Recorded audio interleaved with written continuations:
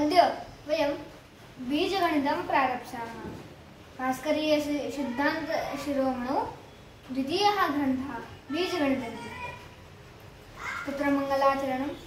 उत्पादकं यत् प्रवदन्ति बुद्धेर्धिष्ठितं सत्पुरुषेण साङ्ख्याः व्यक्तस्य कृत्स्नस्य तदेकबीजम् अव्यक्तमीशं गणितं च वन्दे। तत्र प्रथमः साङ्ख्यशास्त्ररीत्या अस्य यः अर्थः तं पश्यामः। तत्र सः वदति उत्पादकं यत् प्रवदन्ति बुद्धेरधिष्ठितं सत्पुरुषेण। नाम साङ्ख्याः बुद्धेः नाम यद् महत् सर्वमस्ति स्थूलं सर्वं तस्य उत्पादकं यत् प्रवदन्ति किं सत्पुरुषेण अधिष्ठितं, केनचित् अव्यक्तेन सत्पुरुषेण अधिष्ठितं।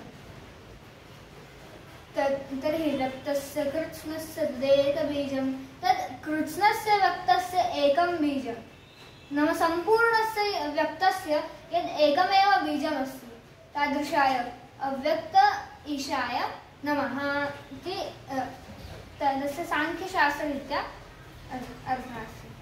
अनन्तरं गणित नाम ज्योतिष सिद्धान्तज्योतिषरीत्या गणितरीत्या किं भवति तत्र संख्या आदि सन्ति तेषां तद् विषयेषु येषां ज्ञानमस्ति नाम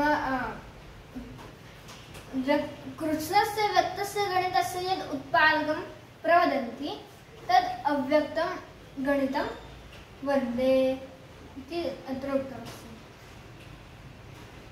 अधुना अत्र मङ्गलाचरणं तु कृतम्। अनन्तरं भास्कराचार्यः अत्र प्रतिज्ञां करोति। पूर्वं प्रोक्तं व्यक्तमव्यक्तबीजं प्रायः प्रश्नानो विना व्यक्तयित्या ज्ञातुं शक्या मन्दधिभिर्नितान्तं यस्मात् तस्मात् वच्मिबीजक्रियाञ्च। नाम तथा वदति पूर्वं प्रोक्तं व्यक्तमव्यक्तबीजं। पूर्वं किं प्रोक्तं? व्यक्तं यस्य बीजम् अव्यक्तमस्ति। नाम पूर्वं मया या लीलावद्युक्ता तत् किमस्ति? व्यक्तमस्ति यस्य बीजम् अव्यक्तमस्ति।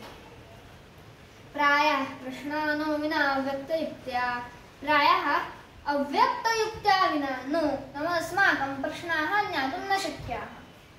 मन्दधिभिर्नितान्तं नाम मन्दधिभिः तु नितान्तं ज्ञातुं न शक्याः। नाम किं तत्र जातं?